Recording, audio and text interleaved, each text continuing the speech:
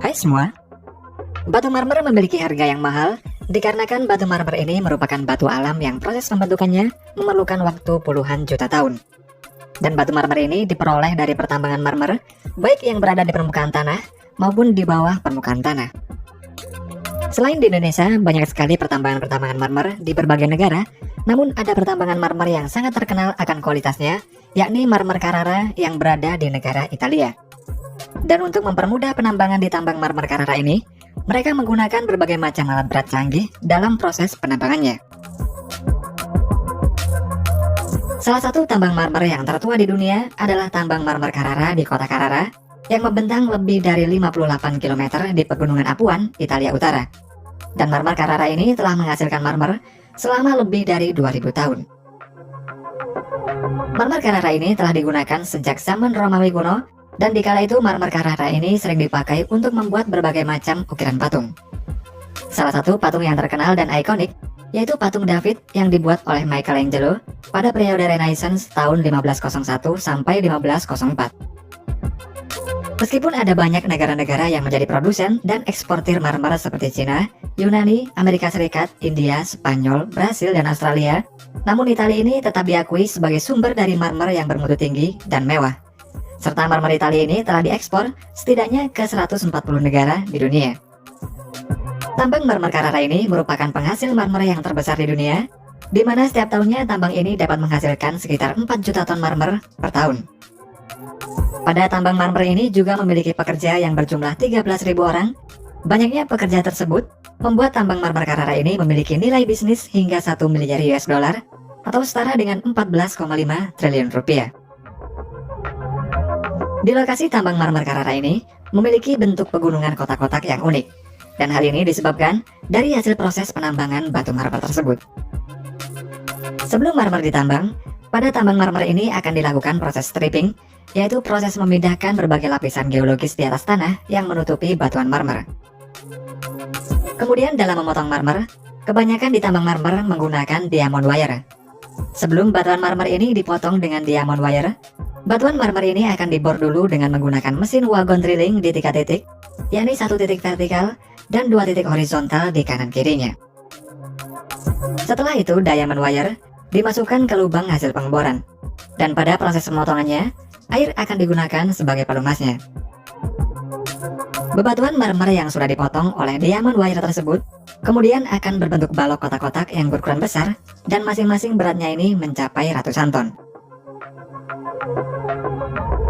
Selain menggunakan diamond wire, batuan marmer ini juga dipotong dengan mesin gergaji raksasa yang memiliki panjang gergaji hingga 6 meter.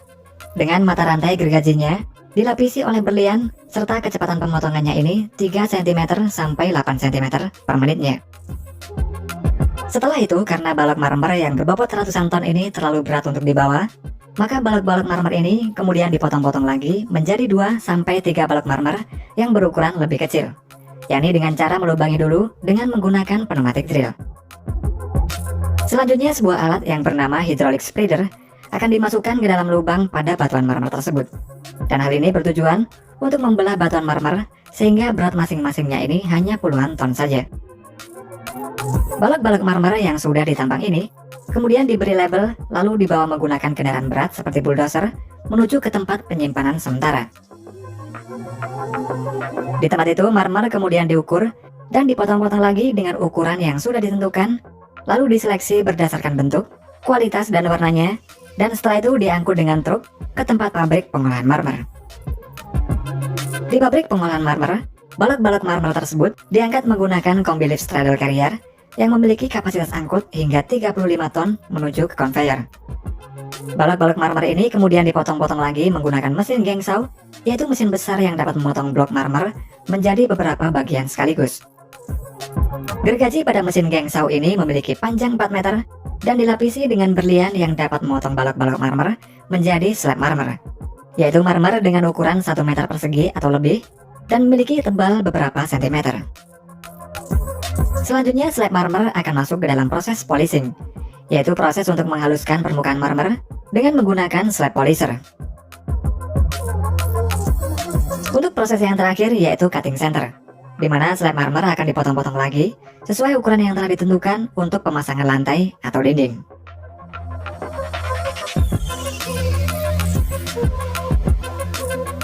Sedangkan untuk proses penambangan marmer pada terowongan bawah tanah hampir sama dengan proses penambangan marmer di atas permukaan tanah. Dan yang membedakan adalah proses awalnya, karena dinding lokasinya harus dibuat terowongan dulu, lalu dinding terowongan ini dibeton sampai menemukan lokasi bebatuan marmer. Setelah batuan marmer ditemukan, selanjutnya bebatuan tersebut akan dipotong-potong menggunakan mesin khusus. Salah satunya adalah menggunakan mesin Vantini Tunnel Chainsaw, di mana mesin gergaji ini dibuat khusus untuk memotong marmer pada terowongan bawah tanah. Mesin gergaji ini memiliki kedalaman pemotongan hingga 3,2 meter, serta dapat berputar 360 derajat, sehingga dapat memotong marmer dengan posisi vertikal ataupun posisi horizontal. Setelah dipotong dengan gergaji, balok marmer akan ditarik dengan ekskavator, dan kemudian dipotong-potong lagi menjadi balok marmer yang lebih kecil, yang mana prosesnya ini sama seperti proses di luar terowongan. Untuk di beberapa tempat di Tambang Carrara ini, di dalam terowongan juga sudah terdapat pabrik penggergajian sampai proses finishing. Sehingga ketika keluar terowongan, marmer-marmer tersebut sudah siap untuk dijual.